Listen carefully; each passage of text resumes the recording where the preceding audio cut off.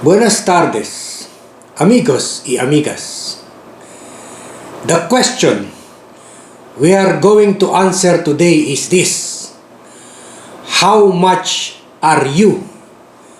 You who are watching me today, what is your worth? Magkano ka? Magkano po kayo?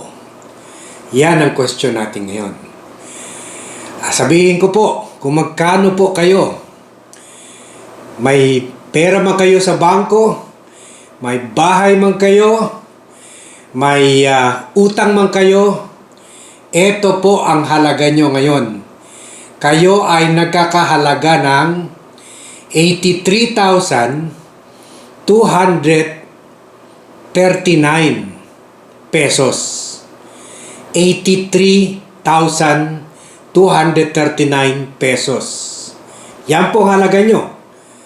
Tatanungin nyo ako, Mr. Locum, napaka-cheap ko naman, buhay ko yan.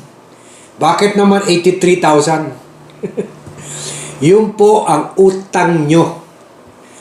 Bawat isa sa atin, bawat isa sa Pilipino na kuwan na tayo ngayon, 108.7 million Pilipino, bawat isa sa atin, kahit yung nasa sinapupunan pa, may utang na tayo sa mga foreign creditors ng 9.05 trillion pesos.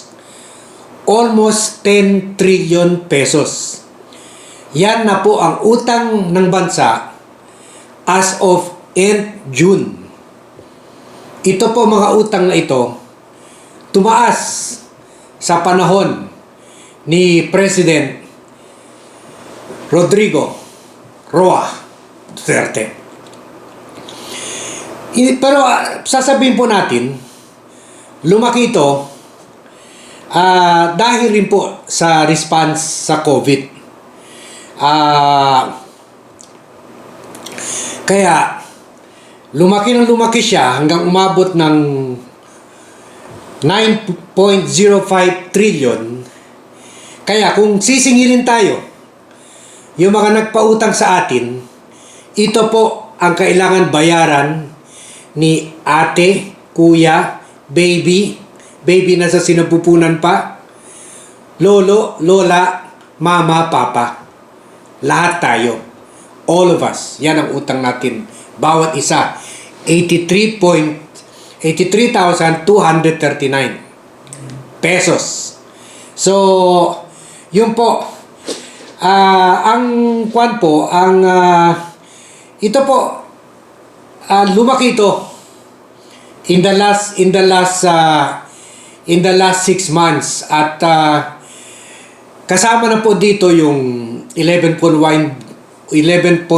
billion sa mga projects na loan na build 216.3 trillion para sa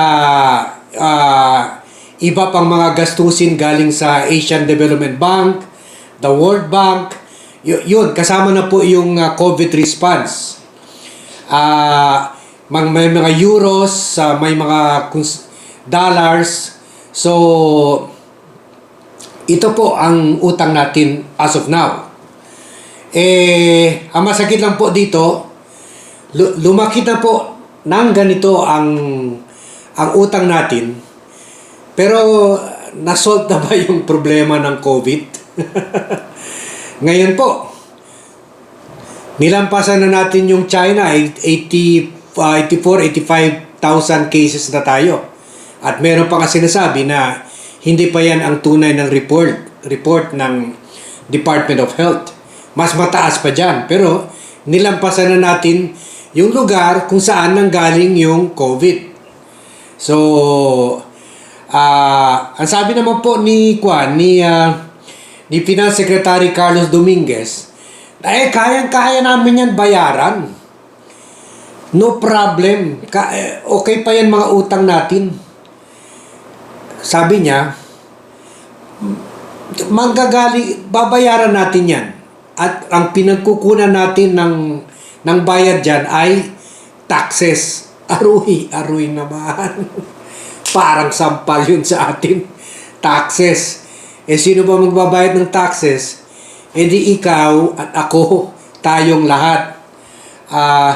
Yung nga po, parating sinasabi ni Presidente na walang pera, pero utang ng utang. Ang masakit po, bakit nagrereklamo yung mga hospital na wala ng PPEs, kaya nakaka-infection sila. Sabi rin ng gobyerno, wala daw pera para sa para sa contact tracing, kaya gagamitin na lang yung mga chismosa. At saka, mukhang hindi pa naman sila nakagawa ng mga quarantine centers. Nakikita lang natin yung mga gumagawa nito, mga local governments tulad ng Manila kay Mayor Isko na may 15 na quarantine centers na ginawa simula Marso. May 500 bed capacity yun. At saka sa Marikina, meron din po ata. At saka ibang local government units. In fact, sa drive-thru, alam nyo ba, sa Thailand, 300 ang drive-thru centers nila. Tayo, dadalawa lang. Hindi pang national government ang gumawa, kundi Manila government pa ang gumawa. Under kay inisyatibo ni Isko Moreno. Pero hindi pa po yan. Kulang pa raw po. Kulang pa raw, sabi ng mga congressmen. Meron pa sila tinatawag na Unemployment Reduction Economic Stimulus o CURES ang tawag nila, na COVID-19 Unemployment Reduction Economic Stimulus. Para daw sa walang trabaho, hiningi naman nila ng 1.5 trillion utang na naman. Pagkatapos meron rin sila 1.3 trillion na accelerated recovery and investment stimulus for the economy of the Philippines, para palalakasin daw yung negosyo. Pero problema po, babalik na naman tayo doon sa problema natin na hindi nga nabubuksan yung mga negosyo dahil they are not succeeding na pigilin yung pagkalat ng COVID. Alam nyo po, tayo na lang naiiwan, kulelat na tayo. Tinalo na tayo ng Vietnam, Laos, Thailand, Malaysia, Singapore, at South Korea, at Taiwan. Tinalo tayo ngayon. Back to normal na sila. Iniimbita na naman nila yung mga foreign tourists para bisitahin yung Thailand. Dahil halos sa araw-araw, either wala na silang kaso at wala nang namamatay. Ganyan sila. Bakit tayo? Pataas ng pataas. And yet, bakit kailangan natin ng dagdag ng pondo sa mga negosyo? Close na yung mga negosyo. Babalik pa raw ata yung strict lockdown dahil pataas ng pataas pa. Yung prim po, syempre, sasabihin naman yung mga DDS. Hindi. Sa administrasyon ni Benigno Aquino, ni President Aquino, umutang rin siya na 6.4 trillion. Hindi po, fake news yun po. Ang totoo lang talagang utang niya ay 1.3 trillion sa 6 years. Yung 4.6 trillion po, carry over na yun sa administrasyon ni Gloria Macapagal Arroyo. Kumaga utang na napunta sa kanya at hindi rin niya nabayaran ng gusto.